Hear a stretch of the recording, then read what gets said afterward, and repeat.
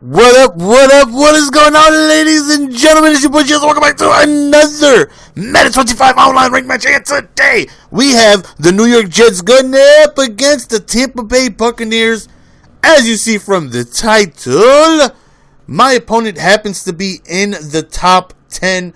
Now, of course, I didn't know this going in. You can't even see people's gamer tag nowadays. But I'm going up against somebody in the top 10 who I randomly, matched up against. And I felt like the teams were, very balanced. Both have their weaknesses. Both have their strengths. The Buccaneers, I definitely got to worry about.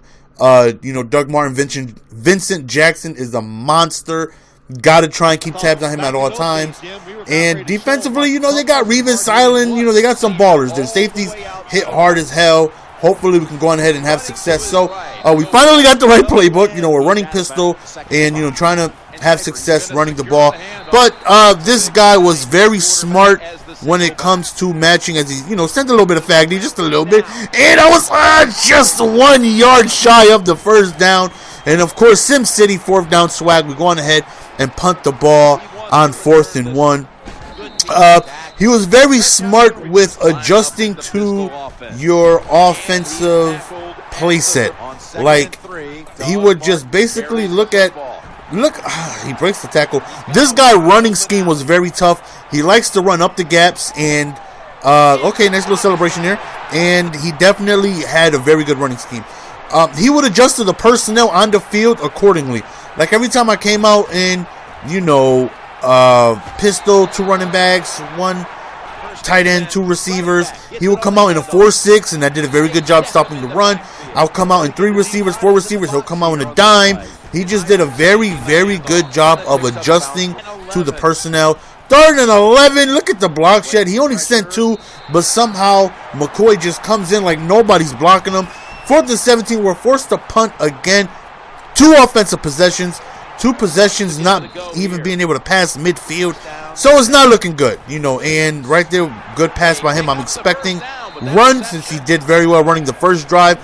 Now he goes back to the run, and as you see, he just hitting me with runs right up the gaps. And again, another run, and he's just getting big chunks. And it's very frustrating again. And the crazy thing is that I'm playing the running back. You know what I mean? I always play the running back on options, and I manually go around and try and stop the receiver, the quarterback. Because stopping the running back on a read option when you play the quarterback is when you play the running back, you don't want the runner, because he has all those blockers. You want to try and take your chance on the outside with the quarterback instead of up the middle when you got all these blockers blocking for your running back. Right there, Geno Smith is like, I'm going to put the team on my back, dude. We're not going to let you down, GS. I do have at this point like a 22, 23 game win streak, so it's definitely capable of snapping now. So I'm down 14-7 after we scored a touchdown. As you see, I switched up my game plan a little bit, tried running some triple options just to see if he could handle it, because some people have trouble with the triple options, and I mixed that in a little bit. So here he goes back again running the ball, and we got to stop this because he's doing such a terrific job. Thankfully, right here we get a block shed, and we get a tackle in the backfield. 3rd and 11, to my surprise, he tries a counter. Counter plays out of shotguns, they're so nerfed, like they rarely work now like they did on the PS3 and Xbox 360, but we stop him, and to my surprise, he punts. So we come out in a pass play, figuring maybe who's going to play the run, and we actually just take off with Geno Smith, and we get a good gain right there. So as you see already, a buck running yards for the boy Geno. Right there, he's some darn son. Right now, we got a chance to tie the game, which we would love to do. We run the ball right here.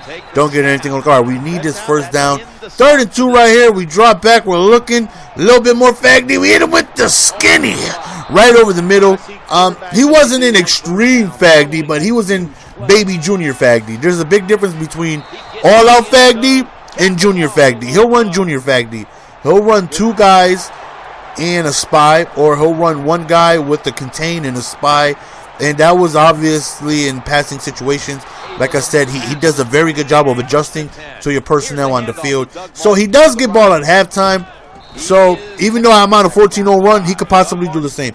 He can score here, get ball at half, score again, and game is possibly over at that point. So this right here is a very crucial drive. Goes into the flats, and we miss a tackle, and then Doug Martin, just with his speed, picks up 7 yards. even though I felt like he should have been stopped in the backfield. It's a fumble! And of course he recovers, right? And I'm thinking to myself, you got to be kidding me. 3rd and 3, goes deep up top, and wow, he has got to be one of the sickest Xbox One players in America. He dropped a flat-out touchdown. I can't say nothing but we got lucky. That is complete luck, and we will take it. Should have easily been a touchdown. He dropped the wide-open pass.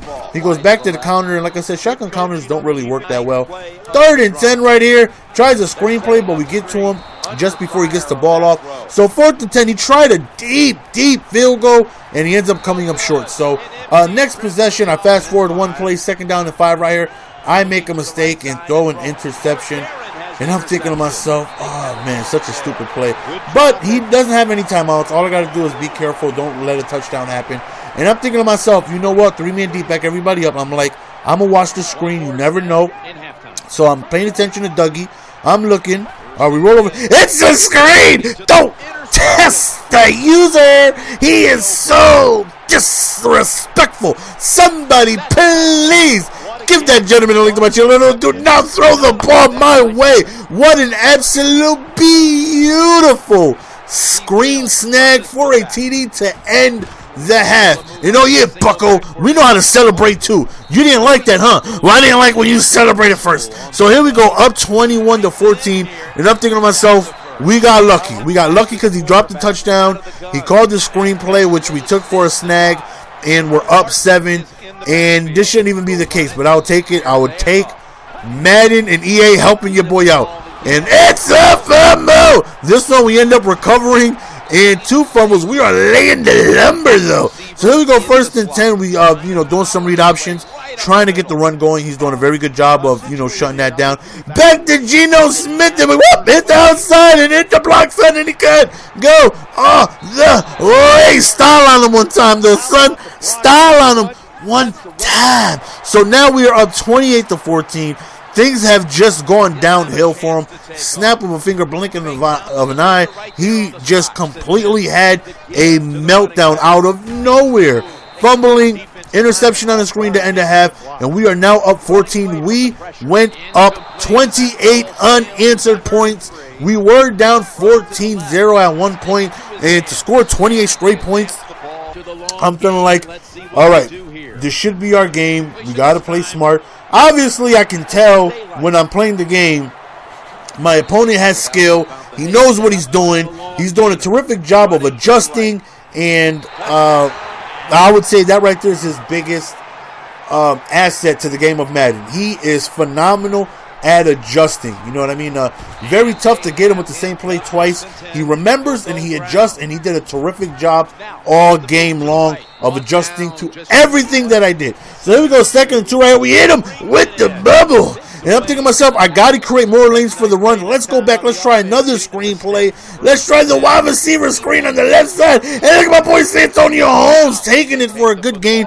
And a back-to-back screenplay should hopefully open up the run for me. I'm like, all right, that right there should get in his mind. That's all I want. I'm not a big screener. I haven't been since Madden 12. But back-to-back screen should he'll be throwing up some light blues over there. Maybe some contains. Doesn't matter. Just hopefully open up the run. Right here, 4th and 2, I'm thinking to myself, all right, I'm not in field goal range, but I don't want to punt because I'm on his side of the field.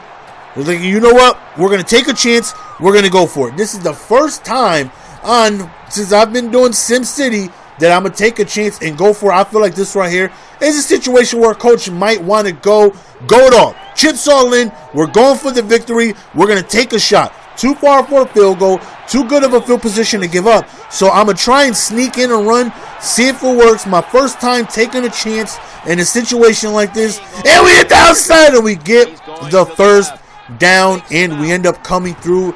It was a big risk. I was nervous. I was thinking about maybe playing field position, but it's like, you know what? Let me take a shot. Let me see if I can get it. And we got it right here. We just end up diving, and I feel like this was a crucial move. Look at the time. There's 4 minutes and 30 seconds left. A touchdown puts me up 2 possessions. A field goal puts me up 2 possessions. So I felt like either way, I'm good. Let me see if I could waste as much time as possible. And to me, this is the best situation to happen possible. You know, he didn't waste any of his timeouts. We almost scored a touchdown. We wasted 2.5 minutes, and we went up still 2 possessions. I'm very, very satisfied with that outcome.